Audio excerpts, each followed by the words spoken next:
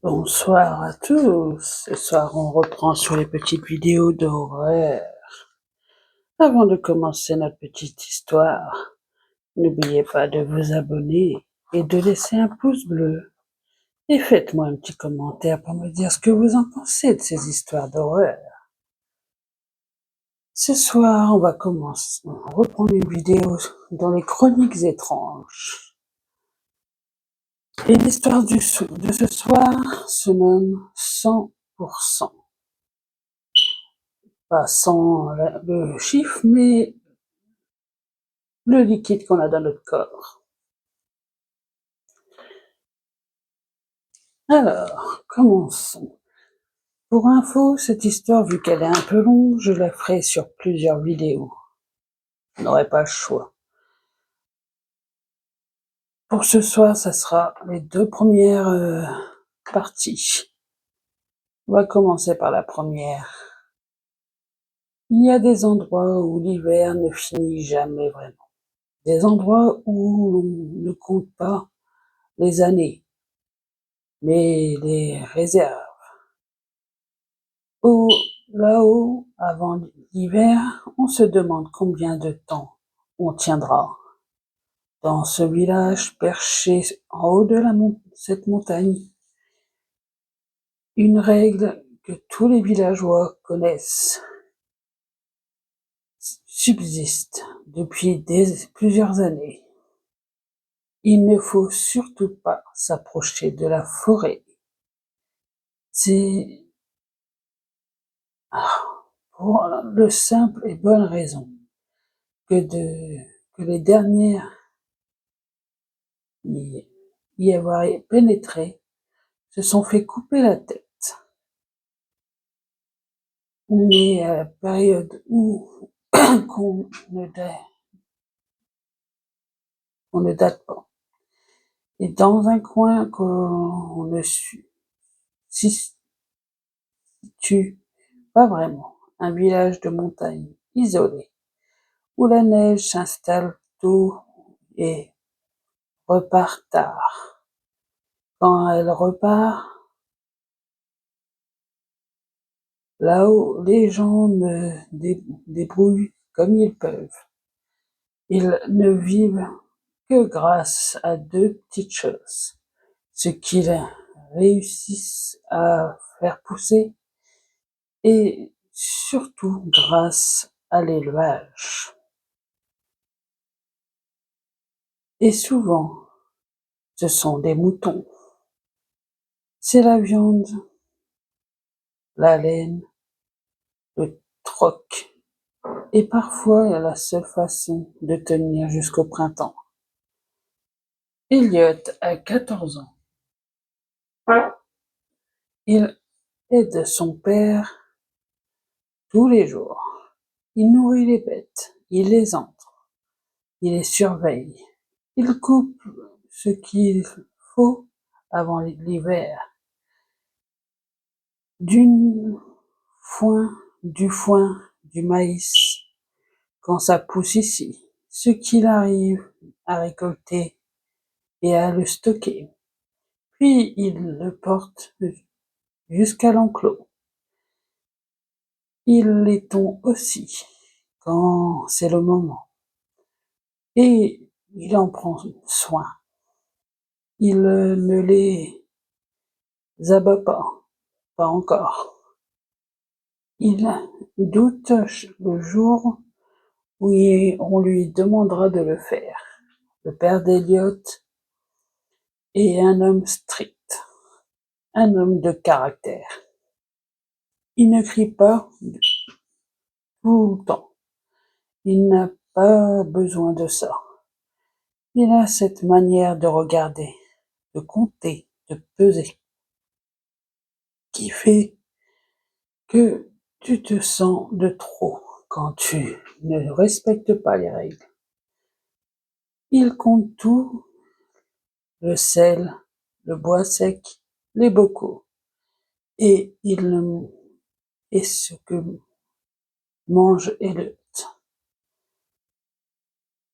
T'as pris quoi là? Elliot ne répond pas tout de suite. Il sait qu'une réponse hésitante suffirait parfois à déclencher sa suite. Je t'ai demandé, t'as pris quoi? Un morceau, répondit le fils. On grignote pas. Si tu as faim, tu me le dis, et on décide. Ce on veut lui dire, lui, comme toujours, mais Elliot sait que son père fait ça pour son bien. Ils n'ont pas vraiment le choix. Chez son père, il survit n'est pas une discussion, c'est une ligne droite et une marche devant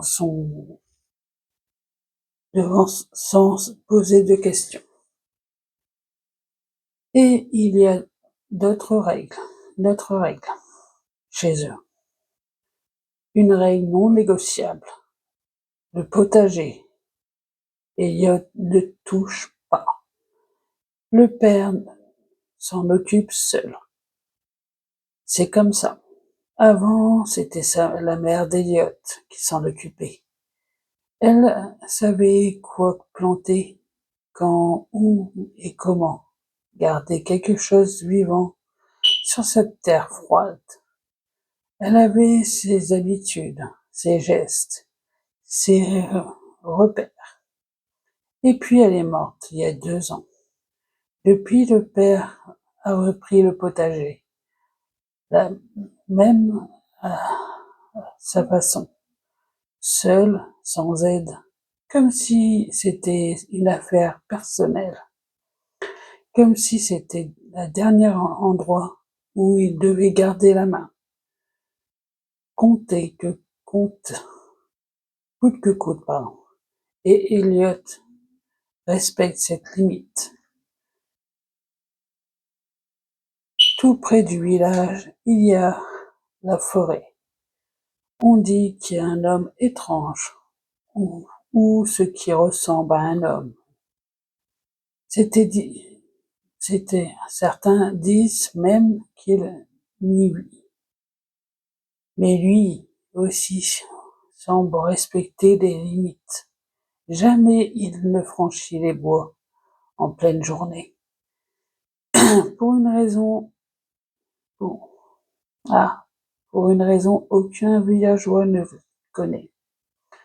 On peut parfois percevoir très loin, entre les troncs, quand la lumière tombe et que les silhouettes se fondent, un homme gigantesque qui semble poilu, tordu, et toujours une hache à la main. Elliot le déteste. Il le déteste parce que pour lui, ce n'est pas une rumeur.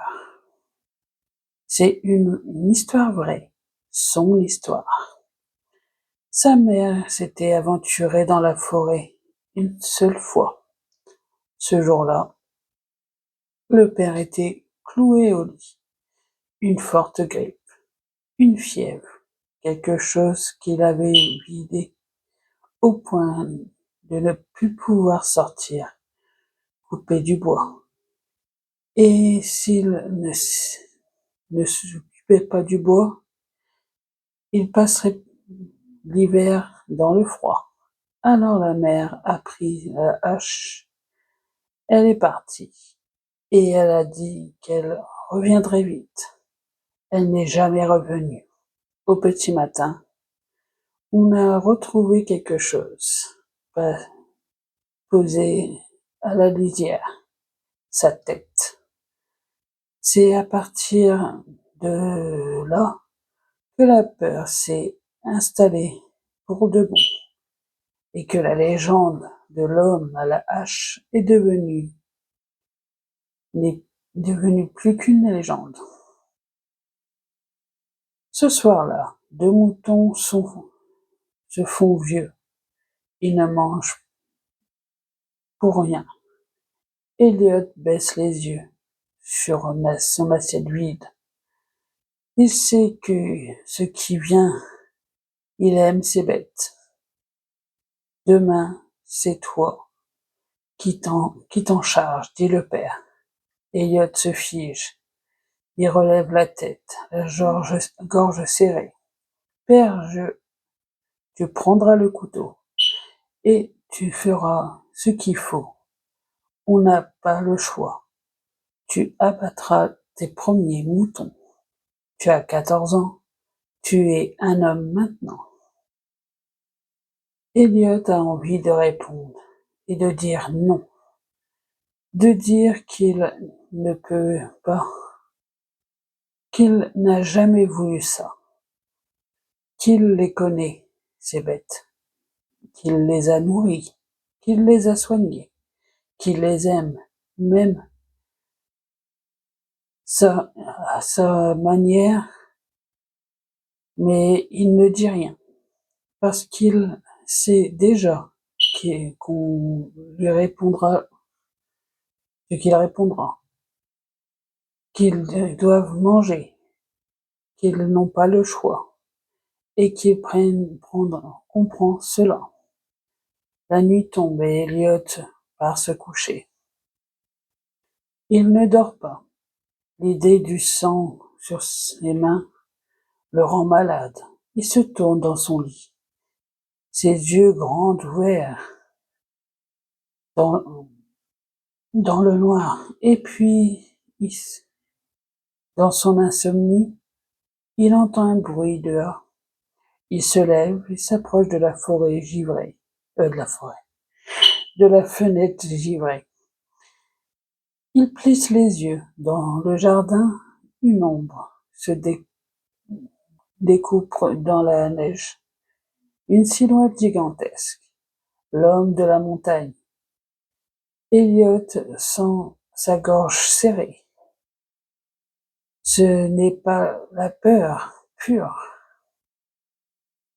C'est autre chose. Un mélange de haine, de tension. Et cette image qui revient toujours. La lisière, le matin. Et ce qu'on a découvert. La silhouette obscure et gigantesque dans cette nuit noire semble tenir quelque chose dans ses bras. Non, pas quelque chose. On dirait 2 moutons, 2 dans chaque bras. C'est un enfant soulagé, un simple jouet. L'homme s'enfonce simplement dans la montagne en direction de la forêt. Elliot est paralysé. Il veut hurler. Il veut réveiller son père. Mais regarde la porte fermée de sa chambre parentale. Et il ne fait rien. La peur du monstre dehors est terrible. Mais la peur de la colère de son père est pire. Il sait ce qui lui arrivera s'il se trompe. Hébété, Elliot regarde la silhouette et ses bêtes disparaître dans la nuit, emportant vers la montagne. Et il retourne se coucher en silence.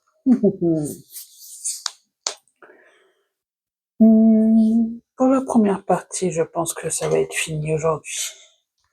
On reprendra bientôt pour la suite, bien sûr.